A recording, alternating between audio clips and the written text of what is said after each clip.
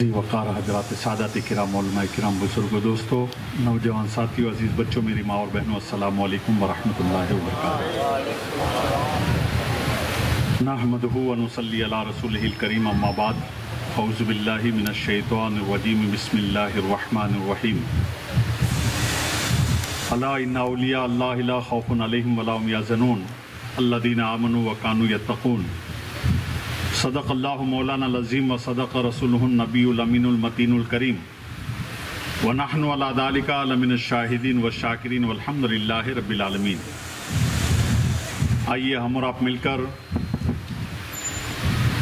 مدنی تاجدار مکی مختار نبی مکرم رسول معظم سرکار ابد قرار حبیب کردگار محبوب پروردگار حضور سراپا نور احمد مصطفیٰ محمد مصطفیٰ صلی اللہ تعالیٰ علیہ وسلم کی بارگاہ میں ہدیہ درود و سلام پیش فرمائے اور پڑھے اللہم صلی علی سیدنا و مولانا محمد مبارک و سلیم صلاۃ و سلام علیک یا رسول اللہ۔ کس لیے فکر کریں حشر کے دن کیا ہوگا، کس لیے فکر کریں حشر کے دن کیا ہوگا، سامنے ان کے جو کچھ ہوگا وہ اچھا ہوگا، اور جذبہ عشق بتا وقت وہ کیسا ہوگا، جذبہ عشق بتا وقت وہ کیسا ہوگا، سامنے جب میرے سرکار کا روزہ ہوگا، سامنے جب میرے سرکار کا روزہ ہوگا، اور ان کے ہوتے ہوئے ظلمت کا تصور کیسا، ظلمت کہتے ہیں اندھیرے کو، ان کے ہوتے ہوئے ظلمت کا تصور کیسا، قبر میں میری اجالا ہی اجالا ہوگا، قبر میں میری اجالا ہی اجالا ہوگا، اور نفسی نفسی کے سوا جب نہ سجائی دے گا، قیامت کا دن ہوگا، میدان محشر قائم ہوگا، سورج سوا نیزے پر ہوگا، زمین تانبے کی ہوگی، اتنی شدت کی گرمی ہوگی کہ آدمی کے جسم سے جو پسینہ نکلے گا بہے گا وہ ناک تک ہوگا، آدمی پسینے میں شرابور ڈوبا ہوا ہوگا۔ ایسے خطرناک ایسے بھیانک ماحول میں حضرت آدم سے لے کر عیسیٰ تک اور عیسیٰ کے بعد ہمارے آخری پیغمبر تک تمام امتوں کا یہ حال ہوگا۔ حضرت آدم کی امت حضرت آدم کے پاس جائے گی، اے آدم نفسی نفسی کا عالم ہے، حساب و کتاب کا دین ہے، ایسے خطرناک ایسے بھیانک ماحول میں آپ رب سے ہماری بخشش کی سفارش کرو تاکہ رب ہمارے گناہوں کو معاف کر دے اور جہنم سے نکال کر کے جنت میں داخل کر دیں۔ تو حضرت آدم علیہ السلام کہیں گے اذهبوا الی غیری، جاؤ کسی دوسرے کے پاس جاؤ۔ نوح علیہ السلام کی امت نوح کے پاس جائے گی، اے نوح ہم نے آپ کا کلمہ پڑھا، آپ کے احکام پر لائے ہوئے احکام پر عمل کیا، لہذا ایسے بھیانک خطرناک ماحول میں پیاس پانی کی شدت سے منہ ترس رہا ہے، پسینے سے شرابور ہیں، اتنی شدت کی گرمی ہے، آپ رب سے کہیں کہ رب ہمارے گناہوں کو معاف کر دے، ہماری سفارش کیجئے۔ کہیں گے اذهبوا الی غیری، کسی دوسرے کے پاس جاؤ۔ موسیٰ کی امت موسیٰ کے پاس جائیں گی، کہا اذهبوا الی غیری، کسی دوسرے کے پاس جاؤ۔ یوسف کی امت یوسف علیہ السلام کے پاس جائیں گی، جاؤ دوسرے کے پاس جاؤ۔ سلیمان کی امت سلیمان کے پاس جائیں گی، کہیں گے اذهبوا الی غیری، جاؤ کسی دوسرے کے پاس جاؤ۔ عیسیٰ کی امت عیسیٰ کے پاس جائے گی، جاؤ کسی دوسرے کے پاس جاؤ۔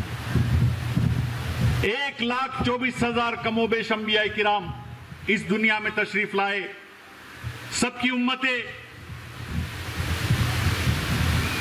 اپنے اپنے نبیوں کے پاس جائیں گی، پیغمبروں کے پاس جائیں گی، اپنے رسولوں کے پاس جائیں گی، سب کہیں گے اذهبوا الی غیری، کسی دوسرے کے پاس جاؤ۔ آخر میں تمام نبیوں کی امتیں اور ہمارے آخری نبی کی امت سب آپس میں مشورہ کریں گے کہ آدم کے پاس گئے کوئی جواب نہ ملا، نوح کے پاس گئے کوئی جواب نہ ملا، شیش کے پاس گئے کوئی جواب نہ ملا، داؤد کے پاس گئے کوئی جواب نہ ملا، موسیٰ کے پاس گئے کوئی جواب نہ ملا، عیسیٰ کے پاس گئے کوئی جواب نہ ملا، سلیمان کے پاس گئے کوئی جواب نہ ملا۔ اب جائیں تو کہاں جائیں؟ آپس میں مشورہ کرنے کے بعد سب لوگ طے کریں گے کہ اب نبیوں میں ایک ہی نبی بچا ہے، آخری نبی جو اس دنیا میں اللہ تبارک و تعالیٰ نے مبعوث فرما دیا تھا اور کہہ دیا تھا ما کان محمد نبا احد من رجالکم ولکن رسول اللہ خاتم النبیین، محمد صلی اللہ تعالیٰ علیہ وسلم تمہارے مردوں میں سے کسی کے باپ نہیں بلکہ اللہ کے رسول اور نبیوں کے خاتم ہیں۔ اسی لیے تو حضور نے کہا تھا نا خاتم النبیین لا نبی بعدی، میں نبیوں کا خاتم ہوں، میرے بعد کوئی نبی نہیں۔ جب تمام امتیں مشورہ کریں گی کہ اب کون بچا ہے جس کے پاس جائیں تاکہ اللہ ہمارے گناہوں کو معاف کرے، جہنم سے نکال کر کے جنت میں پہنچانے والا کون بچا ہے، سب کی نظر پڑے گی ہمارے آقا پر کہ آپ تو محمد عربی بچے ہیں، محمد عربی کے پاس جایا جائے۔ آدم کی امت میں سے ایک آدمی کہے گا آدم کے پاس گئے تھے، انہوں نے کہا دوسرے کے پاس جاؤ۔ عیسیٰ کا امتی کہے گا عیسیٰ کے پاس گئے تھے، کہا دوسروں کے پاس جاؤ۔ سلیمان کا امتی کہے گا سلیمان کے پاس گئے تھے، کہا دوسرے کے پاس جاؤ۔ کہیں ایسا نہ ہو کہ یہ آخری نبی بھی کہہ دے کہ دوسرے کے پاس جاؤ۔ تو رسول کا ایک امتی کہتا ہے کہ آدم سے لے کے عیسیٰ تک سب نے کسی دوسرے کے پاس جانے کا حکم دیا۔ اس کی وجہ یہ ہے کہ سب چاہتے ہیں کہ آخری نبی کی بارگاہ میں ہم سفارش کریں تاکہ وہ رب کے محبوب ہیں، لہذا ان کی بارگاہ سے نا کا جواب نہیں ملے گا۔ دنیا میں بھی سرکار نے کسی کو نا نہیں کہا ہے، آخرت میں سرکار کسی کو نا کیسے کہیں گے؟ تمام امتیں جب ہمارے آخری پیغمبر حضور محمد عربی صلی اللہ تعالیٰ علیہ وسلم کے پاس جائیں گی تو حضور کی زبان سے اذهبوا الی غیری نہیں نکلے گا کسی دوسرے کے پاس جاؤ۔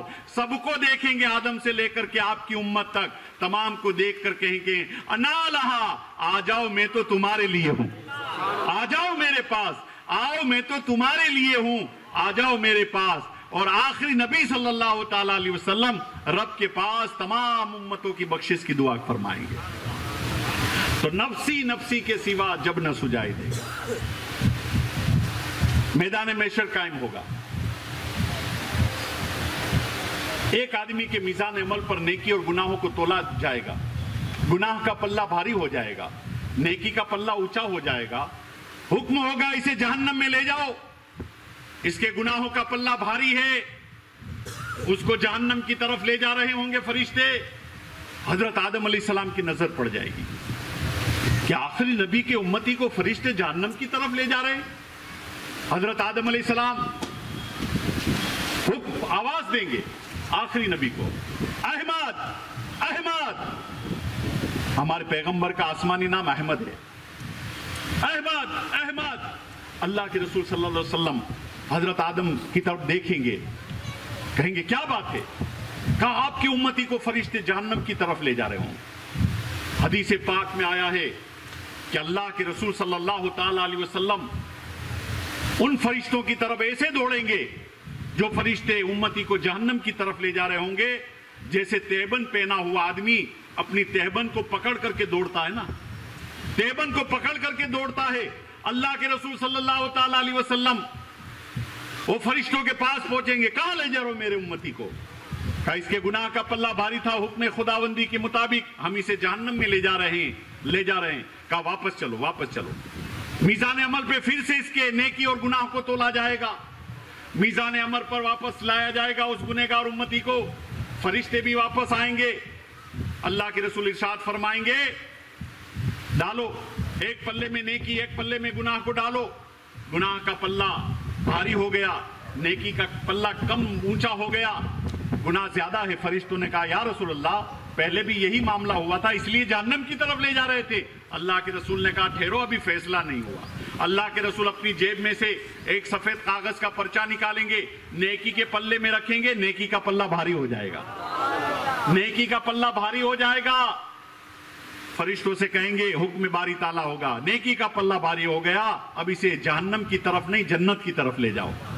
وہ گنہگار امتی رسول پاک کے قدموں کو پکڑ لے گا، قدموں کو پکڑ کر کے کہے گا یا رسول اللہ میں نے تو دنیا میں بہت گناہ کیے، کبھی نیکی نہیں کی، کبھی کوئی ایسا کام نہیں کیا کہ نیکی کا پلہ بھاری ہو، ہمیشہ گناہوں میں میں ملوث رہا، گناہ کرتا رہا، لیکن میرے گناہ کا پلہ بھاری تھا، مجھے معلوم تھا کہ میں جہنم میں جاؤں گا، لیکن آقا آپ نے ایک سفید کاغذ کا پرچہ نیکی کے پلے میں رکھا تو نیکی کا پلہ بھاری ہو گیا۔ یا رسول اللہ میں یہ جاننا چاہتا ہوں کہ یہ میری ایسی کون سی نیکی ہے جس کو آپ نے رکھا تو نیکی کا پلہ بھاری ہو گیا۔ اللہ کے رسول مسکرائے، کہا تو جاننا چاہتا ہے؟ کہا ہاں۔ کہا تو دنیا میں محبت کے ساتھ مجھ پر جو درود پڑتا تھا یہی وہ کاغذ کا پتا ہے، محبت کے ساتھ جو درود پاک پڑتا تھا یہی وہ کاغذ کا پرچہ ہے، یہ درود کا ثواب تیری نیکی کے پلے میں رکھ دیا تو نیکی کا پلہ بھاری ہو گیا۔ تو نفسی نفسی کے سوا جب نہ سجائی دے گا، رب حبلی کی صدا کوئی لگاتا ہوگا، رب حبلی امتی۔ اللہ کے رسول صلی اللہ تعالیٰ علیہ وسلم اس دنیا میں جب جلوہ افروز ہوئے، آپ اس دنیا میں تشریف لائے، ابھی جیسے ہی پیدا ہوئے آپ نے سجدے میں اپنی پیشانی کو رکھا تھا اور کہا تھا رب حبلی امتی، رب حبلی امتی، اے اللہ میری امت کو بخش دے، میری امت کو بخش دے۔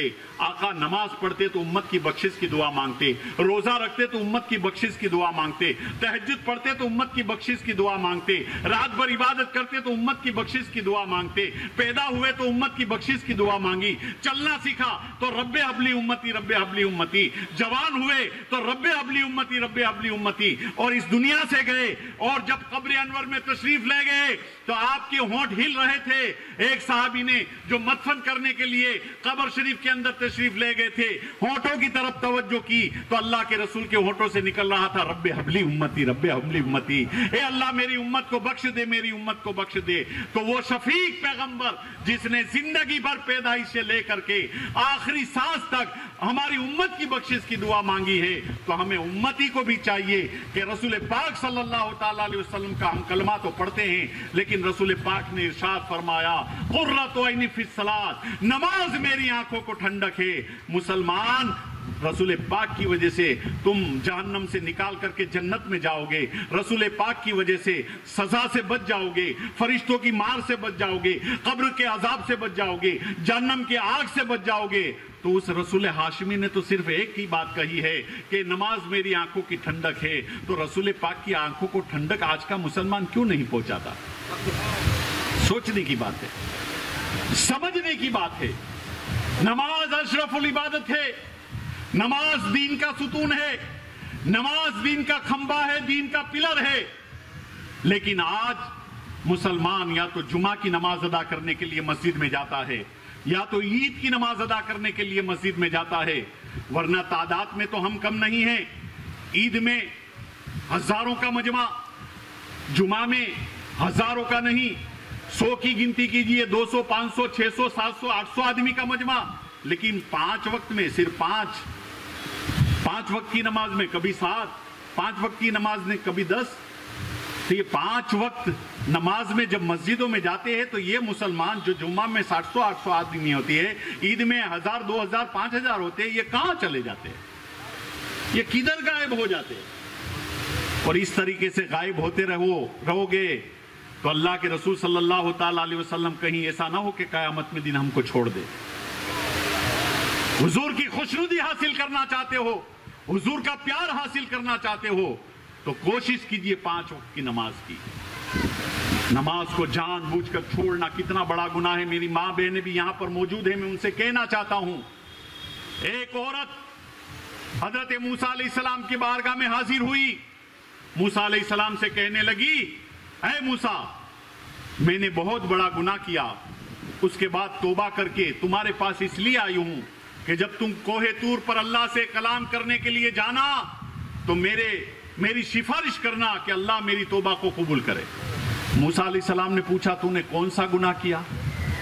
عورت نے کہا میں نے زنا کیا، زنا کرنے کے بعد بچہ پیدا ہوا، میں نے اسے مار ڈالا۔ یا اللہ، اتنا سننا تھا۔ موسیٰ علیہ السلام کا چہرہ لال ہو گیا، اے عورت اتنا بڑا تو نے گناہ کیا، زنا کیا، حرام کاری کی، اس کے بعد بچہ پیدا ہو اسے مار بھی دیا؟ جا یہاں سے دور ہو جا، کہیں ایسا نہ ہو کہ تیری وجہ سے عذاب الہیہ نازل ہو اور ہم سب برباد ہو جائیں، تباہ و برباد ہو جائیں عذاب کی وجہ سے، جا یہاں سے دور ہو جا۔ عورت کو بھگا دیا. عورت روتی ہوئی موسیٰ علیہ السلام کی بارگاہ کو چھوڑ کے چلی گئی. تھوڑی دیر ہوئی حضرت جبرائیل اللہ کا پیغام لے کر تشریف لائے. اے موسیٰ، اس عورت کو تم نے کیوں بھگا دیا؟ وہ توبہ کر کے اپنے گناہوں کی معافی مانگنے کے لیے آپ کے پاس سفارش طلب کرنے کے لیے آئی تھی. تم نے اسے کیوں دھتکار دیا؟ تم نے اسے کیوں ٹھکرا دیا؟ تو جبرائیل سے موسیٰ نے کہا، اے جبرائیل، اتنی بڑی گنہگار عورت جس نے حرام کاری کی زنا کیا، اس کے بعد بچہ پیدا ہو اسے قتل کر دیا، اس کی توبہ اللہ قبول کر سکتا ہے؟ اس کے گناہوں کو معاف کر سکتا ہے؟ جبرائیل نے کہا، اس عورت کا گناہ تو کچھ نہیں ہے.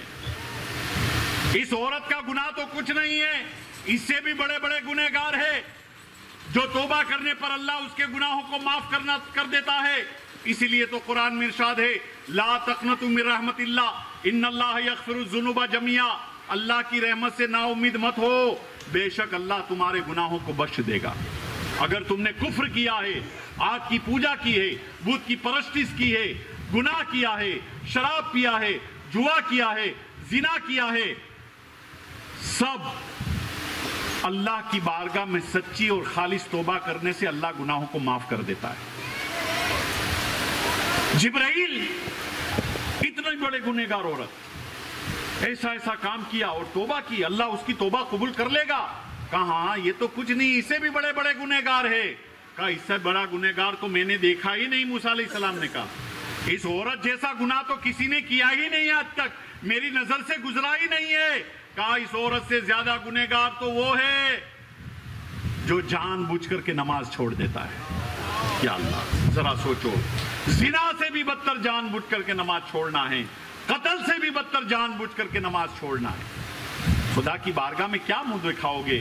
نبی پاک صلی اللہ تعالیٰ علیہ وسلم کا کلمہ پڑھنے والوں، غوث اعظم رضی اللہ تعالیٰ عنہ سے محبت و عقیدت رکھنے والوں، پیران پیر سیدنا شیخ عبد القادر جیلانی کی نسبت سے آج کی یہ محفل قائم ہے. سیدنا غوث اعظم رضی اللہ تعالیٰ عنہ تو یہاں تک فرماتے ہیں کہ میری بارگاہ میں اگر نمازی آتا ہے تو میں اس کی دعا کو فوراً قبول کر لیتا ہوں، اور اگر بے نمازی میری بارگاہ میں آتا ہے میں اس کی دعا کو قبول نہیں کرتا. تو غوث اعظم کی ہم نیاز کرتے ہیں تو نیاز کے ساتھ ساتھ نماز کا بھی اہتمام کریں، نماز کا بھی اہتمام کریں. نیاز غوث اعظم کی اور نماز اللہ تبارک و تعالیٰ کی. تو نماز اللہ کی پڑھے، نیاز غوث اعظم کی کھائیں. اس طریقے سے آپ زندگی گزاریں گے تو غوث اعظم بھی راضی ہو جائیں گے. غوث اعظم راضی ہو جائیں گے تو شہدائے کربلا بھی راضی ہو جائیں گے. شہدائے کربلا راضی ہو گئے تو ماں فاطمہ خاتون جنت بھی راضی ہو جائیں گے. ماں فاطمہ خاتون جنت کی عبادت کا عالم کیا تھا؟ شاعر کہتا ہے، گھر میں چکی کی صدائیں، آستاں پر جبرائیل، تو نے شان خاندانی فاطمی دیکھی نہیں. جب فاطمہ تھک کر کے سو جاتی تو حضرت امام حسن اور امام حسین بچپن کا عالم جھولے میں جھولتے، جھولا دیتی دیتی ماں فاطمہ خاتون جنت کی آنکھ لگ جاتی، جھولا رک جاتا تو آسمان سے جبرائیل آتے اور حسن و حسین کا جھولا جھولاتے. آسمان سے جبرائیل آتے، چکی پیستی تو فرشتے آتے چکی پیسنے کے لیے. یہ فاطمہ خاتون جنت کا تقوی اور طہارت تھی.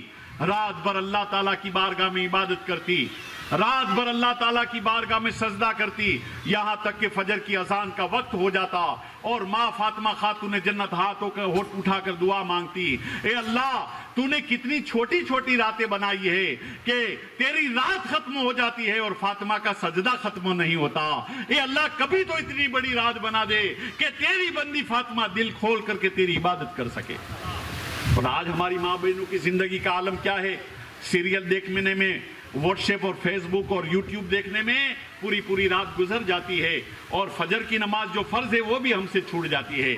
فجر کی نماز کا ٹھکانہ نہیں ہے، ظہر میں غائب تھے، عصر میں پتہ نہیں، مغرب سے پہلے سو گئے. یہ حال ہو گیا ہمارا. تو نماز کی پابندی کیجئے. اللہ کی بارگاہ میں جو بہترین تحفہ ہے، جو شب معراج کا تحفہ ہے، اللہ کے رسول صلی اللہ تعالیٰ علیہ وسلم کو معراج کی رات اللہ تبارک و تعالیٰ نے اپنے پاس عرش پر بلایا اور اپنا دیدار کرایا لامقام بلا کر کے، اور امت کے لیے جو تحفہ عطا کیا تھا وہ نماز تھی. اسی لیے تو کہا جاتا الصلاۃ معراج المومنین، نماز مومنوں کی معراج ہے۔ تو بلندی حاصل کرنا چاہتا ہوں۔ معراج کا مطلب کیا ہے؟ بلندی، اونچائی۔ معراج کا یہی مطلب ہے، اونچائی۔ تو نماز مومن کی معراج ہے، تو نماز مومن پڑھتا رہے گا، اس کو اونچائی ملتی رہے گی، بلندی ملتی رہے گی۔ نماز پڑھو، روزی میں بلندی ملے گی۔ نماز پڑھو، کاروبار میں بلندی ملے گی۔ نماز پڑھو، بیماری سے چھٹکارا ہو جائے گا۔ نماز پڑھو، آپ کے تمام مسائل آسان ہو جائیں گے۔ نماز پڑھو گے، اللہ بھی راضی ہوگا، اللہ کے رسول بھی راضی ہوں گے۔ اللہ تبارک و تعالیٰ سے دعا ہے، اللہ تبارک و تعالیٰ آج کی اس محفل کو اپنے حبیب کے صدقے میں قبول فرمائے، اور جناب یوسف بھائی کی طرف سے اور نسیم بین کی طرف سے یہ جو جشن غوث اعظم رضی اللہ تعالیٰ عنہ کا سلسلہ ہر سال ان کی طرف سے رہتا ہے، اللہ تبارک و تعالیٰ غوث اعظم کا فیضان ان پر عطا فرمائے، ان کے پریوار کو اللہ تبارک و تعالیٰ، ان کے خاندان کو، جتنے بھی لوگ یہاں پر حاضر ہیں، اللہ تبارک و تعالیٰ سب کو دین اور دنیا کی نعمتوں سے مالا مال فرمائے، سب کے گناہوں کو معاف فرمائے، سب کو نماز پڑھنے کی توفیق عطا فرمائے، اور قیامت کے دن حضور صلی اللہ تعالیٰ علیہ وسلم کی اللہ شفاعت نصیب فرمائے۔ وآخر دعوانا ان الحمد للہ رب العالمین۔